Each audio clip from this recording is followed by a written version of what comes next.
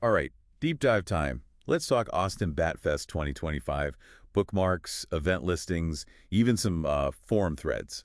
People are ready for this one. Sounds like you're prepped to go beyond just showing up. You want the real insider experience. Exactly. So anyone out there who hasn't been to Austin, help us out here. What's the vibe? Besides the whole, keep Austin weird thing. Well, you've got to have that live music everywhere, right? I mean, it's the live music capital of the world, but it's more than that. It's this like mix of that energy and this respect for nature, and nothing shows that more than the bats. Yeah, the bats. We're talking the world's biggest urban bat colony, right? Mhm. 1.5 million Mexican free-tailed bats. That's got to be insane to see. Straight from Texas Parks and Wildlife, that number is. And where do they live? Under the Ann W. Richards Congress Avenue Bridge, which also happens to be where they have Batfest. Mark those calendars, everyone. Yeah. September 6th, 2025. And it's not just a quick thing either. This festival runs from 3:00 p.m. all the way to 11:59 p.m. So picture this. You're standing on that bridge, the sun's setting, and then sometime between 7:00 and 8:45 p.m., bam, this massive cloud of bats just takes over the sky, out to get their dinner. That 2-hour window for the bats, I saw that in the research, and I was curious, is it always that unpredictable? It really is. Unfortunately, the sources we've got don't go into why it's so different each night. Could be weather, the moon, who knows. Makes it exciting, though. For sure. Keeps you guessing. But Batfest isn't just watching bats, right? From what I've seen, it's like this huge bat-themed party. Oh, yeah. Live music on tons of stages. 12 acts this year. You were asking about finding some new music, right? Well, along with the big names like Florida and Mike Jones, there's this band, the Vapor Caves. They're getting a lot of attention online.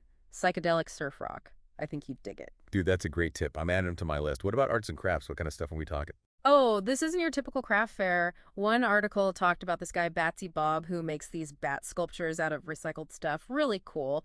Then you've got people making jewelry with, get this, real bat wings, ethically sourced, of course. And there's even a painter doing these amazing bat silhouettes with the Austin skyline. Totally unique stuff. Okay, music, art. Gotta ask about the food. Festival food is always a highlight for me. Oh, get ready. Classic Texas BBQ, fancy food trucks, even some international foods. I think the sources said something like 20 different food vendors. Whoa, 20. Okay, and no festival is complete without a costume contest, right? Oh, yeah. The bat costume contest is legendary. People go all out. I saw pictures from past years, and I'm telling you, the creativity is wild. Thinking about dressing up yourself. Maybe. I'd have to come up with the perfect bat look. Okay, so we've got the basics. Music, art, food, costumes. But there's got to be more to Bat Fest than just having fun, right? You're right. It goes back to that whole Austin vibe, that mix of city and nature. Batfest isn't just a party. It's about that connection. Yeah, I get that. It's like the city saying, hey, we're cool sharing our space with these awesome creatures. Exactly. And it's about education and protecting the bats, too. They're having this exhibit this year all about what bats do for the environment. Apparently, one colony of Mexican free-tailed bats can eat, get this, 200 tons of insects in a single night. 200 tons. That's like a whole lot of mosquitoes. Right. They're like tiny little superheroes keeping us safe from those pesky bugs. Okay, I'm sold. So it's fun, it's educational, it helps the environment. I'm ready to go. What about tickets? What are the options? If you're an early bird, general admission starts at $20. Not bad at all. But if you want to go all out, there's a VIP package for $100. VIP, huh? What does that get you? Oh, the VIP treatment. Front row seats to see the bats come out. You get a private lounge area with free food and drinks, and a whole swag bag of Batfest stuff. Pretty sweet deal if you're looking for the best experience. Okay, yeah, that does sound tempting. VIP, check. Mm-hmm. But even with the best tickets, getting around downtown Austin during a huge festival, that can be a pain. What are our options? Yeah, that's true.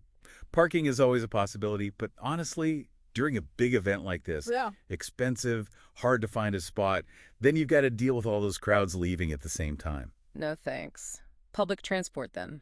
Definitely the way to go. Mm. Austin's got pretty good buses and trains, and there are stops right by the Congress Avenue Bridge. Plus, helps out the environment, right? Makes the whole Batfest trip a little greener. Love that. Less stress. Andy, it's good for the planet. So you mentioned getting there a couple hours early for the bat emergence. What do we do with all that extra time? Well, think about it. You're right downtown. Tons of cool stuff around. Unique shops and restaurants to check out, street art, even some historical places if you're into that. Ooh, I'm liking the sound of a pre-Bat Fest adventure.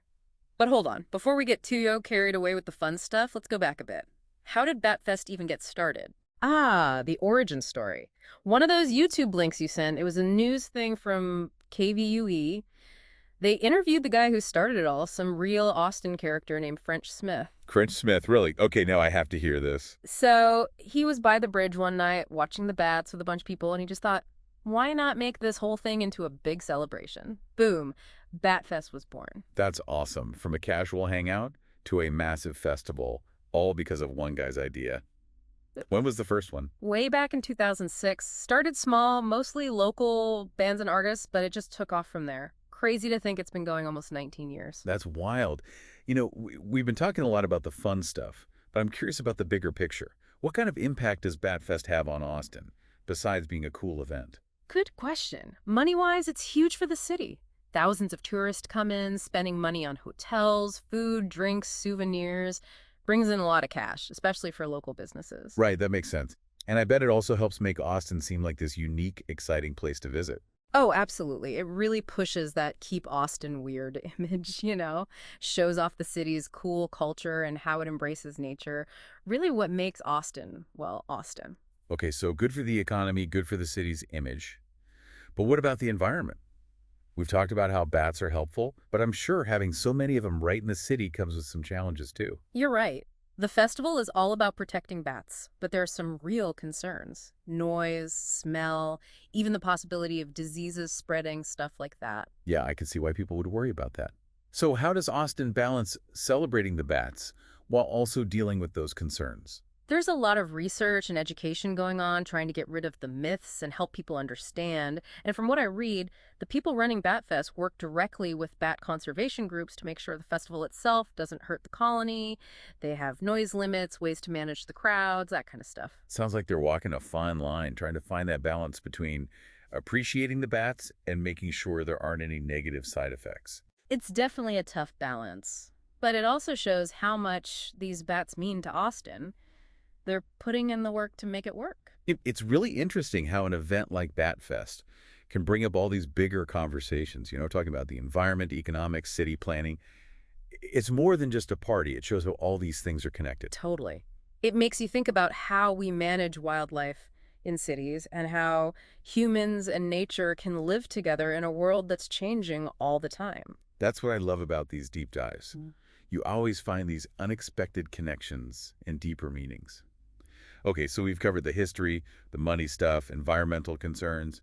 What else is there to dig into about this Bat Crazy Festival? Well, we haven't really talked about any of the controversies around Oh Batfest. yeah, every big event has some drama, right? What's the scoop? Nothing too scandalous. Over the years, some people who live nearby have complained about the noise and traffic during the festival. Yeah, I get that. Yeah. Having tons of people come to your neighborhood can definitely be disruptive. And then there's the whole debate about whether big crowds stress out the bats and mess with their natural behavior. Good point. We have to think about how the bats are doing, especially with all the focus on protecting them. But to be fair, the organizers are trying to deal with these things. They've got noise rules, plans for managing traffic, and they work closely with bat experts to see how the colony is doing during the festival. So it seems like they're trying their best to celebrate the bats while also making sure they're safe. Exactly. It's not easy, but I think it's great that they're taking these concerns seriously and trying to make the festival as sustainable and responsible as possible. Definitely. It's a good reminder that even when we're trying to do good, there are always compromises to think about with events like this. It's all about learning as we go. And it's encouraging to see that the organizers are listening to feedback and willing to change things to address any problems. Okay, I'm feeling even more prepared and excited to experience this festival. What's next on our Batfest deep dive agenda? Time to get practical. Let's give you all those insider tips and tricks so you can navigate this crazy event like a pro. We're your personal Batfest guides. Okay, Bat fans, we're back for the final part of our Austin Batfest deep dive. We've covered the history, how it helps the environment, how it brings in money for Austin, even some of the the issues people have with it. And now, time for the good stuff. How to make your Batfest experience amazing. Consider us your personal Batfest guides, here to help you handle the crowds and have the best time. Okay, hit me with it. Give me all the insider info. All right, so first up, let's go back to transportation. We've talked about how driving and parking downtown during a festival, not the best idea. Yeah, I think we're all on the same page with that one. Public transportation was the winner, right? Yep, especially with those bus and train stops right by the bridge. Plus, good for the planet. Fits the whole Batfest spirit. Totally. But what about those of us who, want to feel the breeze? Any good options for biking there? Austin is like the city for bikes. You'll find tons of bike racks around Batfest, and some places even have bike valet. Now, that's what I'm talking about. Yeah. All right, so we've got our ride figured out. Now, timing. You said we should get there like 2 hours early to see the bats fly out. Any tips for getting a good spot on the bridge? Oh yeah, gotta be strategic about bat viewing. The bats come out sometime between 7 and 8:45 p.m., so I'd say get to the bridge around 5 or 5:30. That gives you time to find a good spot, maybe grab a snack or drink before it gets too crazy. Smart. Don't want to be digging for your wallet when those bats are taking off. Right. Speaking of being prepared, what about the dress code? What are we wearing for this bat-tastic event? Oh, yeah. What's the Batfest fashion forecast? Comfort is key. You'll be doing a lot of walking, so good shoes are essential. Sneakers, sandals, anything that won't kill your feet by the end of the night. Good point. Yeah. And it's September in Texas, so got to factor in that heat, right? Oh, for sure. Light clothes, something breathable, cotton, linen. And a hat. Sunscreen. Right. Don't want anyone turning into a bat-shaped sunburn out there. Yeah, good idea. Okay, so we're dressed and ready to go. Time to talk about the best part of any festival, the food. Yes. The food. We know there are like 20 different places to eat. Any must-try dishes or drinks you recommend? Can't go wrong with some classic Texas BBQ. There are a couple spots specializing in brisket, ribs, all that good stuff, slow smoked. Man, that sounds amazing. And if you're looking for something lighter, there's this food truck called, I think it's Guac and Roll. They have all these avocado dishes, tacos, salads, even avocado ice cream. Avocado ice cream. Okay, I'm definitely trying that. And of course, you gotta have something to drink. Lots of craft beer stands, margarita places, even a spot with, get this, bat-themed cocktail. Bat-themed cocktails. Okay, now I'm really curious. I'm going to have to pace myself with all this amazing food, though. Don't want to miss out on anything. Yeah, good plan. Remember, Batfest is a marathon, not a sprint. Okay, we've got transportation, timing, clothes, food. Anything else we absolutely need to know to survive this festival? It's important to remember that Batfest is about more than just the bats. It's celebrating that whole Austin vibe. Yeah, that keep Austin weird spirit. It's contagious. Exactly. Take some time to explore the arts and crafts market, talk to the artists, see all the cool stuff they've made.